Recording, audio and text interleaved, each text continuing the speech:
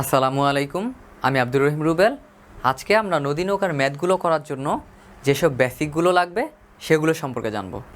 নদী নৌকার অঙ্কগুলো করার জন্য ত্রিকোণমিতির এই বেসিক অংশটা জানা থাকলে আমাদের জন্য সহজ হবে।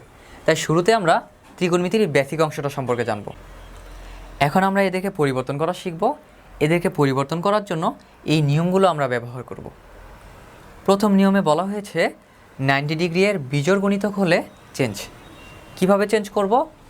যদি সাইন থাকে তা হয়ে যাবে কস, টেন থাকলে হয়ে যাবে কট, সেক থাকলে হয়ে যাবে কসেক। 2 নম্বর নিয়মের মধ্যে বলা হয়েছে অন্যের ঘরে পড়লে চিহ্ন পরিবর্তন। এই চতুর্ভাগটা যদি আমরা খেয়াল করি, এই চতুর্ভাগের মধ্যে প্রথম চতুর্ভাগ বা প্রথম ঘরটা হচ্ছে সবার জন্য পজিটিভ, দ্বিতীয় চতুর্ভাগ বা দ্বিতীয় ঘরটা হচ্ছে সাইন এবং কসেকের জন্য পজিটিভ এবং বাকি সবার জন্য নেগেটিভ। 3 নম্বর ঘরটা হচ্ছে টেন কটের জন্য পজিটিভ, বাকি সবার জন্য নেগেটিভ। 4 নম্বর ঘরটা হচ্ছে সেক কজের জন্য পজিটিভ, বাকি সবার জন্য নেগেটিভ। এখানে লেখা রয়েছে সাইন 180 মাইনাস আলফা। এটাকে আমরা এইভাবে লিখতে পারি,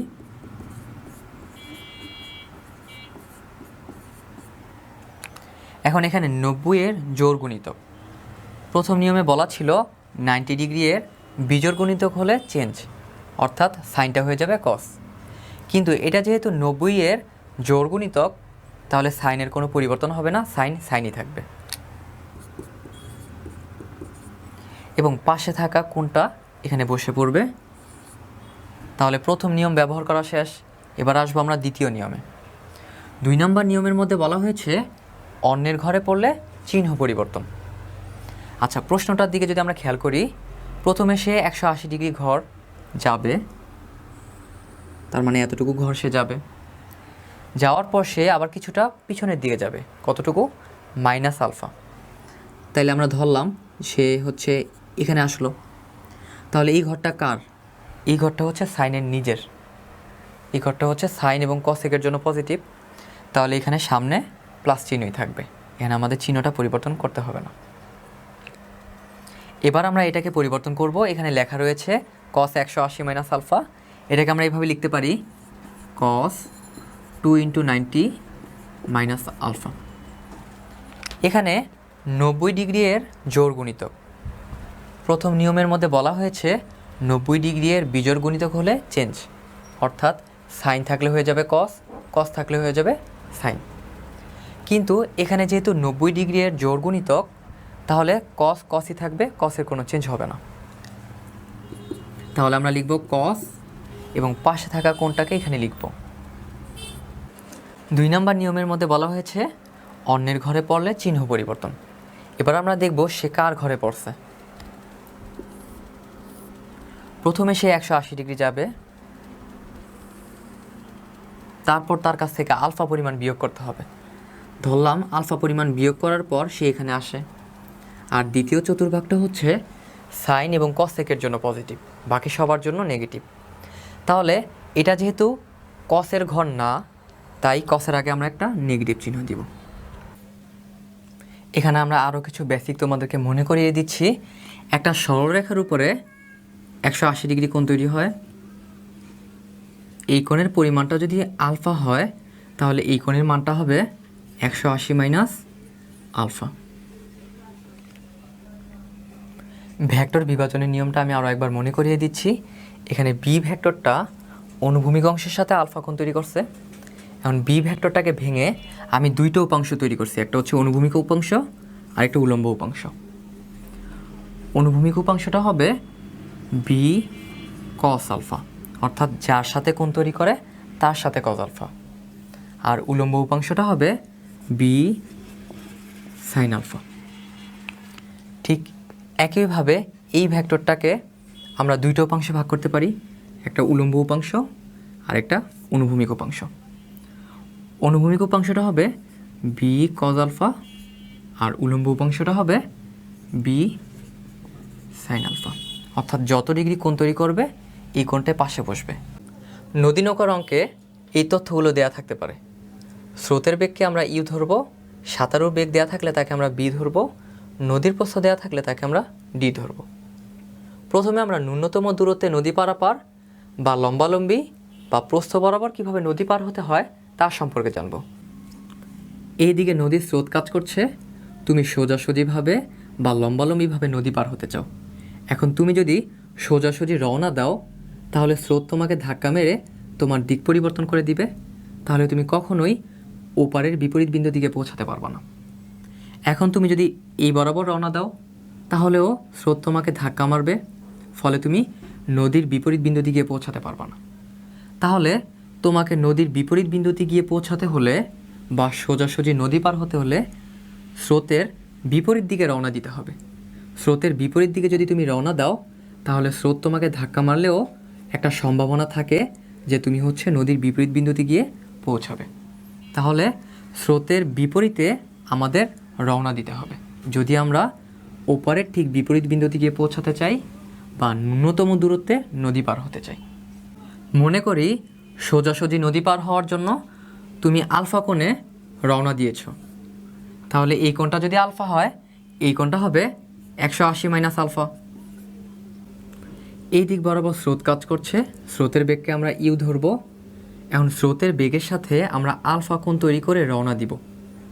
আমরা স্রোতের বেগের সাথে আলফা কোণ তৈরি করে যে নৌকা দিয়ে রওনা দিয়েছি সেই নৌকার বেগটাকে আমি ধরলাম বি। নৌকার এই বেগটা এই এতটুকু অংশের সাথে 180 মাইনাস আলফা কোণ তৈরি করে।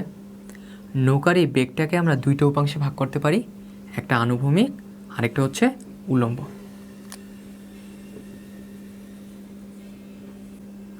নৌকার এই বেগটা আনুভূমিক অংশের সাথে এই কোণটা তৈরি করে, তাহলে আনুভূমিক অংশের মান হবে বি কস 180 মাইনাস আলফা, আর উল্লম্ব অংশের মান হবে বি সাইন 180 মাইনাস আলফা। যেহেতু নৌকার বেগটা অনুভূমিক অংশের সাথে এই কোণটা তৈরি করে, যার সাথে কোণ তৈরি করে তার সাথে কস এবং অপরটির সাথে হচ্ছে সাইন। স্রোতের বেগ এবং নৌকার আনুভূমিক অংশ সমান, তাই আমরা লিখতে পারি ইউ সমান বি কস 180 মাইনাস আলফা। শুরুতে আমরা শিখেছি কস 180 মাইনাস আলফা মানে হচ্ছে মাইনাস কস আলফা, তাহলে প্লাসে মাইনাসে হয়ে যাবে মাইনাস বি কস আলফা। তাহলে এখান থেকে লেখা যায় ইউ সমান minus B cos alpha, side change করে লেখা যায় মাইনাস বি কস আলফা সমান হচ্ছে ইউ। এখানে মাইনাস বিটা গুণ আকারে আছে, ওই পাশে চলে গেলে হবে ভাগ, তাহলে আমরা লিখতে পারবো কস আলফা সমান U divided by minus B. তাহলে লেখা যায় আলফা সমান cos inverse minus U by V. তোমাকে যদি জিজ্ঞাসা করা হয় সোজাসুজি নদী পার হতে হলে কোন দিকে রওনা দিতে হবে, তাহলে তোমাকে এই সূত্রটা থেকে আলফার মান বের করতে হবে। এখানে আলফা মানে হচ্ছে কোন দিকে রওনা দিতে হবে। আলফার মান বের করার জন্য স্রোতের বেগ এবং নৌকার বেগ প্রয়োজন হবে। স্রোতের বেগ এবং নৌকার বেগটা এই সূত্রের মধ্যে বসানো হলে আমরা আলফার মান পাবো, আর এখানে আলফা মানে হচ্ছে কোন দিকে রওনা দিব। মনে করি এই নদীর প্রস্থ হচ্ছে ডি, আর নদীর প্রস্থ বরাবর যেই বেগটা কাজ করে তা হচ্ছে বি সাইন 180 মাইনাস আলফা। এখন আমাকে যদি জিজ্ঞাসা করা হয় নদীর এপার থেকে ওপারে যাওয়ার জন্য কতটুকু সময় লাগবে, সময়ের মান বের করার জন্য আমরা এই সূত্রটা ব্যবহার করব। সূত্রটা হচ্ছে টি সমান নদীর প্রস্থ ডিভাইডেড বাই প্রস্থ বরাবর বেগের উপাংশ। এখন নদীর প্রস্থটাকে আমরা যেহেতু ডি দিয়ে প্রকাশ করেছি তাই আমরা লিখব ডি, আর প্রস্থ বরাবর যে বেগটা কাজ করছে তা হচ্ছে বি সাইন 180 মাইনাস আলফা। তাহলে আমরা এখানে লিখব B sine 180 minus alpha. Sine 180 minus alpha মানে হচ্ছে সাইন আলফা, তাহলে এটাকে আমরা লিখতে পারবো D divided by B sine alpha. এই সূত্রটা ব্যবহার করে আমরা নদীর এপার থেকে ওপারে যাওয়ার জন্য সময়ের মান বের করব। এই সূত্রটা ব্যবহার করে আমরা বের করব আমাদেরকে কোন দিকে রওনা দিতে হবে, অর্থাৎ এখান থেকে আলফার মান বের করব। আর আমাকে যদি কখনো জিজ্ঞাসা করা হয় এপার থেকে ওপারে যাওয়ার জন্য কতটুকু সময় লাগবে, সময়ের মান বের করার জন্য আমরা এই সূত্রটাকে ব্যবহার করব। ন্যূনতম দূরত্বে নদী পারাপার লম্বালম্বি বা প্রস্থ বরাবর যদি কখনো নদী পার হতে হয়, তাহলে আমাকে যদি কখনো জিজ্ঞাসা করা হয় কোন দিকে রওনা দিতে হবে, তাহলে আমরা এই সূত্রটা ব্যবহার করব, অর্থাৎ আলফা সমান cos inverse minus U by B. এখানে আলফা মানে হচ্ছে কোন দিকে রওনা দিতে হবে, ইউ মানে হচ্ছে স্রোতের বেগ, আর বি মানে হচ্ছে নৌকার বেগ। নদীর এপার থেকে অপর পারে যেতে হলে কতটুকু সময় লাগবে তা জানতে চাওয়া হলে আমরা এই সূত্রটাকে ব্যবহার করব। এই সূত্রটার মধ্যে বলা হয়েছে টি সমান D by B sine alpha. এখানে টি সমান সময়, ডি হচ্ছে নদীর প্রস্থ, বি হচ্ছে নৌকার বেগ, আলফা মানে হচ্ছে স্রোত এবং নৌকার মধ্যবর্তী কোণ।